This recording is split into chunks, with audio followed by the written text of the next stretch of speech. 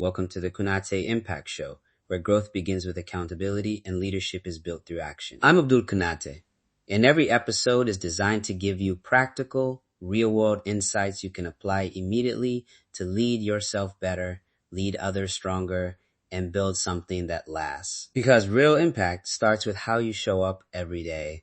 Let's dive in. Lead with purpose and create lasting impact. A quick story to start. One quarter. A project I owned missed a major launch date. We had the best intentions, weekly check-ins, and a mountain of email reminders. Yet, at the moment that mattered, deliverables arrived late, handoffs were unclear, and a customer rolled their eyes. The instinct for many leaders is to chase harder. More emails, more meetings, louder requests. But chasing never scales. It burns people out and it doesn't change why the work wasn't done. Today, I want to give you a different approach.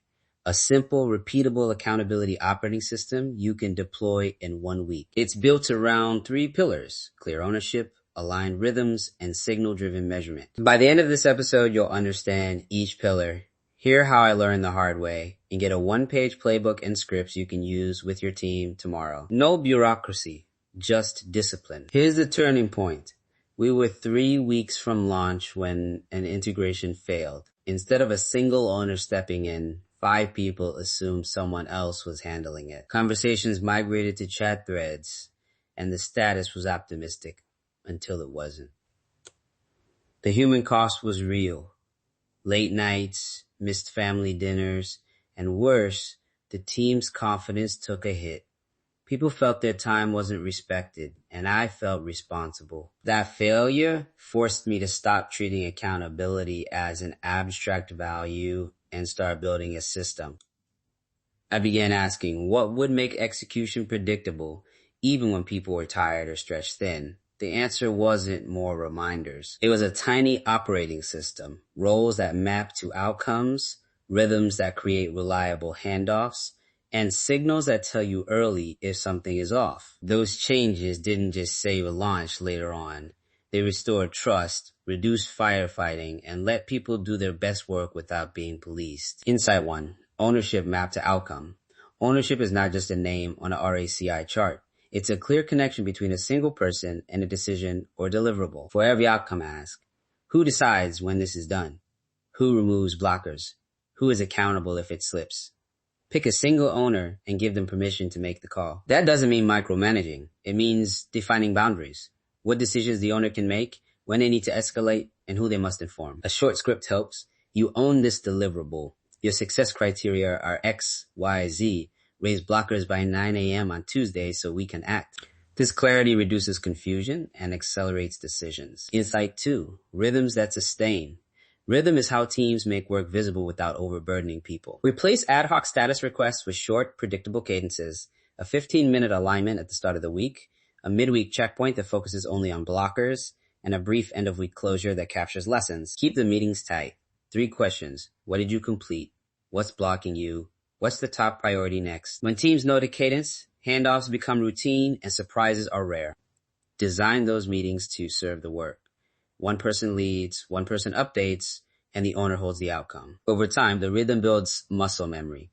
People prepare, bring only what matters, and resolve issues faster. Insight 3. Signal-driven measurement. Stop chasing vanity metrics and choose a few leading signals that predict outcomes.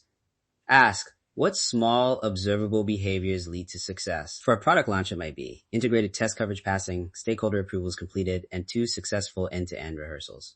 Track those signals weekly, not daily. Too much noise kills momentum.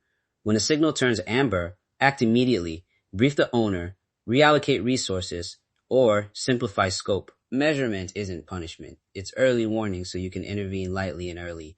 Pick 2 to 3 signals, define thresholds, and review them in your rhythm. Now the playbook, practical and actionable. First, the 1-page accountability template, outcome, single owner, success criteria, escalation rules, and 2 leading signals. Keep it on 1 page. Second, a 7-day rollout you can run with 1 team. Day 1, introduce the template and pick 1 pilot workflow. Day 2, define owners and success criteria. Day 3, set the meeting cadence and who leads each meeting. Day 4, establish signals and thresholds. Day 5, run the new cadence. Day 6, collect feedback. Day 7, iterate and decide whether to expand. Use language that frames ownership positively. I need your ownership to guarantee this outcome is better than you failed to do this. Offer support, remove blockers, and celebrate small wins. A short script for raising blockers.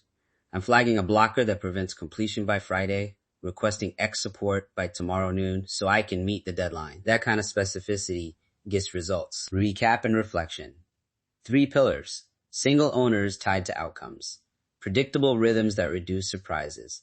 And a few meaningful signals that tell you what to fix early. Reflect for a moment. Does your team rely on reminders and hope? Or do you have an operating system that produces consistent results?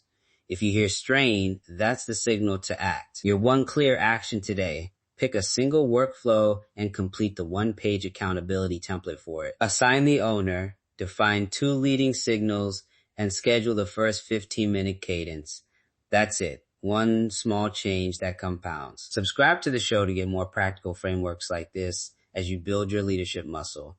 Keep leading with purpose and keep creating lasting impact. Thank you for listening to the Kunateh Impact Show. If today's episode added value, share it with someone who's committed to growth. And remember, real leadership isn't about position or title. It's about influence and impact. Until next time, keep leading with purpose and creating a lasting impact.